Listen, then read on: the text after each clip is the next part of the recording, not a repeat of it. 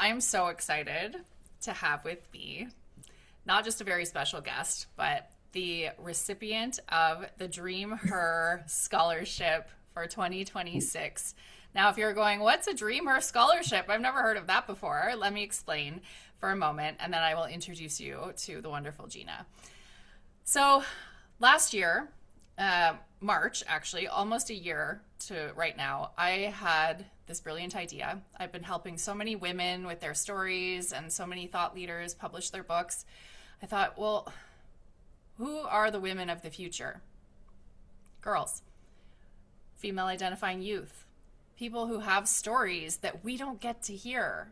Yeah. And that's when I said, you know what? I'm going to do that because I can. So I started what was a nonprofit organization called the FemPower Foundation, FemPower Global, and we applied almost instantly for charitable status, which if anyone knows, anyone watching knows how challenging that process is to actually receive charitable registration. It's a process.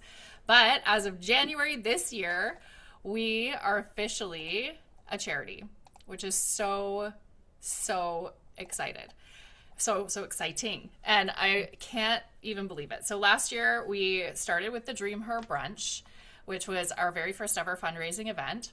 And we gave the scholarship to a young girl named Jetlyn Nobes, and then we published her book. So that was very exciting. And this year we want to welcome Miss Gina, and we're so excited. So I'm going to do a proper introduction, and then we're going to go through, and we have a bunch of surprises for you. And Gina's going to read a passage from her forthcoming book that's going to be launched in June. But anyone who attends our DreamHER Brunch this year will get an advance copy and get to hear Gina's keynote. So I'm going to post all the links to get your tickets for the DreamHER Brunch. It's going to be in Toronto, Ontario, May 31st of 2026. So very soon. It's coming in hot. We're very excited for that. So without further ado, I'm going to essentially read you the back of Gina's book because I think it really just tells it all. And then I'm going to pass it over to Gina and have her share a little bit about her experience. So as I said, it's my greatest honor to introduce Gina to all of you.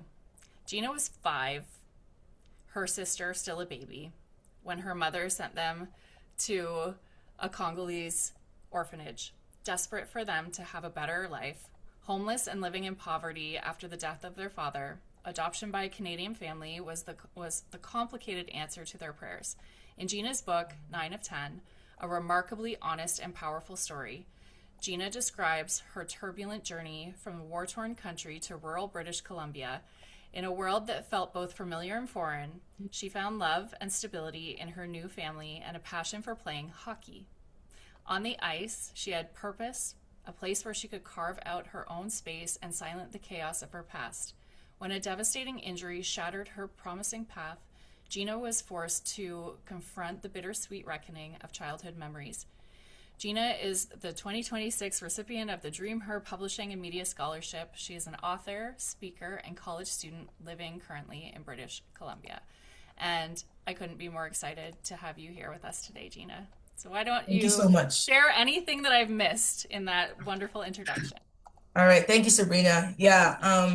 Obviously, hockey's been a big part of my journey, and I started playing hockey a few months into Canada after watching my nephew play. And ever since then, I stepped on the ice. I fell in love with the game. I played for 10 years, and even throughout playing hockey and all these things, I always had in the back of my mind that one day I was going to write a book. And then in 2022, I had a really bad back injury and I had to go for MRI testing. And it came back that I squished the discs in my lower back. They didn't have a time frame of when, it could heal, but there was a lot of hopes because I was a young, healthy athlete. And then that was when I had to pull the plug on hockey and just say, hey, like, is it worth it, a few more years of high competitive hockey or have my future ahead of me and just ruin my back even more? And so I decided to stop playing hockey. And then ever since then, I started writing my book because I was kind of just sitting in my room and going, like, who am I? What am I supposed to do? Because hockey was pretty much my life for 10 years. I was always at the rink or in the gym or around my teammates and stuff like that. And so I started writing my book end of January, and ever since then, it's been such a healing process I didn't realize that I needed because I had to go back and just, really sit with all the things that happened in my past that I hadn't dealt with that I just because hockey was my escape place from my trauma. It was my place where I could be free and kind of numb the pain of my past. And so sitting and writing my book, I had to sit and confront a lot of the things that were hidden. And yeah, I've been going at it for 3 years this year now, and this process has been super amazing. And I can't wait to for the conference in May and just share my story with everybody else. Yeah. I can't believe how soon it is. It's wild. Yeah, yeah. So many of my authors, who are adults who have had corporate careers and, so much life have Mhm. shared that, the process of writing a book is intense. And, Yes. you being a college student and, having normal teenage young woman things going on. So tell us a little bit about the commitment that it takes to really put your story like pen to paper or fingers to Yeah. computer now because of technology, but how much it actually takes to bring this to the world. Yeah, it takes a lot. When I first started, I originally was like to my mom, all right, so I'm gonna get this done like towards October of the year I started, and then we'll get it published like December. And my mom kind of looked at me like, okay. And then so it's been 3 years now, and I think with hockey, it really helped me with the discipline of like time management and organization because I lived away from home for 2 years, so that was always on me when I was away. And so it's just been a lot of time management and just using my time wisely and now balancing, like work and school and book. And yeah, it's been also super helpful just having the Fempower movement, helping me out because now it's like that load is off my shoulder. But it's been an amazing process, and I couldn't be more excited to share my story come May. Well, all that said, how do you feel about reading a short passage from the book for us? Yeah, of And then we're course. going to do a very fun cover reveal. So, Sounds good. All right. Okay, so getting into our clothes could mean church, but somehow I knew this was not a church day, and that this lady in her fancy white vehicle has something to do with it. Our mom prayed over us, then she told me, be good, take care of your sister. She gave us quick hugs and said goodbye, but shed no tears as we left her. I was 5 years old and Prosper was a year and a half. We got into the car, and as we drove away, my emotions were conflicted because being in the fancy white vehicle was exciting, but I had no idea where we were going. It felt strange to be in a car for the first time and held tightly onto my sister. She looked so little sitting on the seat, she couldn't see out the window. As my face was pressed up against the glass, watching the familiar places I had known disappear and change to the bustle of the city that I had never seen, I had no expectations. I know the memories of driving towards the orphanage did not include knowing it would be the last time I would see the pieces of my childhood. so powerful. Oh, so when you talk about, the process of writing, you had to sort of relive some experiences and go Yeah, back into some trauma that you didn't even realize was there. And you said that you found this experience very healing. Can you talk a yeah. little bit about that? Like what about it felt healing, and how can that translate for other youth who have a past and have a story that might be considered a little bit dark, and they're trying to find an outlet, a way to share their story or open up about their story. Yes, that's a good question. I think a lot of it for me, like why it was so healing was like I think I realized for sure that I could be a voice for somebody else because I wasn't obviously the only one that's ever been adopted. And, looking back on my childhood and stuff, I think is giving me a lot of like hope in the sense that I just went through so much. And I remember when hockey was done, I was just kind of sitting there feeling hopeless. And I was like, well, if I've made it this far, there's no point in stopping.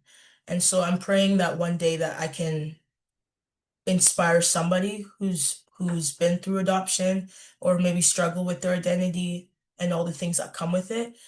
And that's, I think, the process I've been just knowing that I could help somebody out there has been the most healing for me.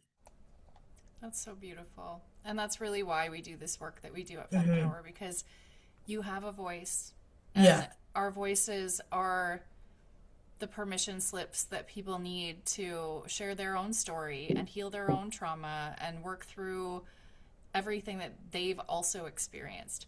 Some people will push their story down thinking that it's not as dark as that one, so it's, Hmm. they trauma compare, or they judge their story. Maybe it's not interesting enough, or maybe it's not powerful enough. But I believe that our words, our stories hold codes for the world, and I think that's just such a beautiful expression of them. And it's Yes. been such an honor and privilege working with you to bring this book to life, and I cannot Yes. wait to hear you speak at the Dream Her brunch.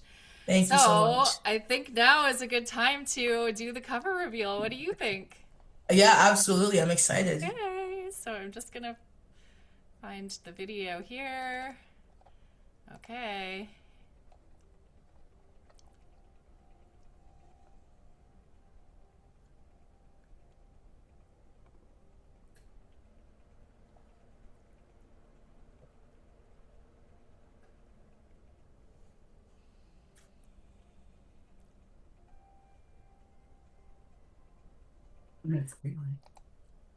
Yeah. So Wow. exciting. What does it It feel makes like to see it? Yeah, it makes it a lot more like real now. Like Yeah. it's coming. It's coming, and Yeah. it's coming And soon. my mom would like to say something. She's right next Yeah, to me here. please. Hi, Colleen. She's hiding in the corner. Hi, sorry. No, No. I think one of the things that I just was wanting to share was a lot of times in our trauma, our memories are not exactly how it happened. And so when Gina was younger, we gave her the age related answer to the question if something came up. Of course. But the beauty of her doing this as a late teen, young adult was that we were able to share parts of the story that weren't pretty Yeah. and kind of fill in the blanks or help her understand that even though that carved how she was in certain situations, um, she worked on her own to build up that resistance and that resilience that she needed. And so she did a lot of hard work. And yes, I was the one saying, no, you're not going to do this in 6 months because there will be a time when it's ready. And so Yeah. super excited. Well, thank you. And thank you. I know, we're the invisible ones in the background, the parents that support their children through this experience, right? It's Yeah. not easy. It takes a lot of support. And I say this to all of my clients, all of my authors, it's not a solo journey to publish a book, because it requires not just editors and designers and the logistical support, but the support of getting through the story.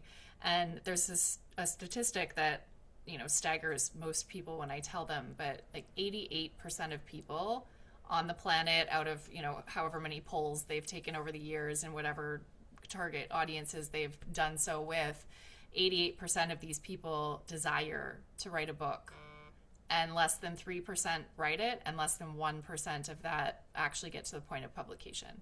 Oh So it's wow. a very small, like, you're now part of the 1% of people on the planet that actually get to the point of publication with their That's story. awesome. And it's usually not the logistics that block people, it's usually that part, Yeah. the resilience, the strength, the ability to share our story without feeling like a victim, without, you know, trauma bonding with the world over. It's really Yeah. a powerful thing. So I so much love to you. It's been such an incredible experience working with you. You are an absolute genius of a person, and I just cannot wait to share this story with the world. I think it's going to really help a lot of people, not just people who have gone through the adoption process or gone through some sort of trauma, but there's a lot of big topics in this, right? We talk about race, we talk about gender, we talk about faith. We talk about, like, there's so many big topics for a young Hmm. person. And I do believe that we undercredit our youth.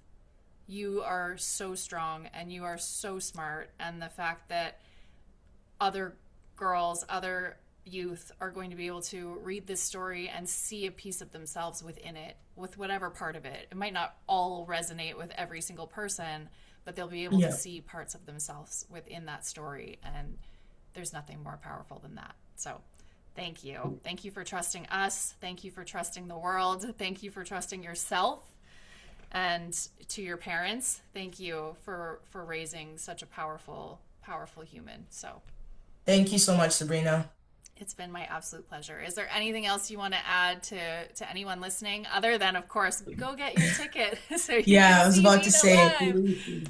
yeah, 93 days. Go get your tickets, guys. Is it really 93 days? Wow, I I didn't think so, even do the yeah. math on that. That's wild. So Yeah. exciting. So, yeah, I'll post the link in the Facebook group. I'll post all the ticket links, and I actually have a special discount code for anyone that's in this Heart of the Author activation. So, I will post that code and go get your ticket if you're in the Toronto area. Even if you're not, Gina's coming all the way from British Columbia. So, Yeah.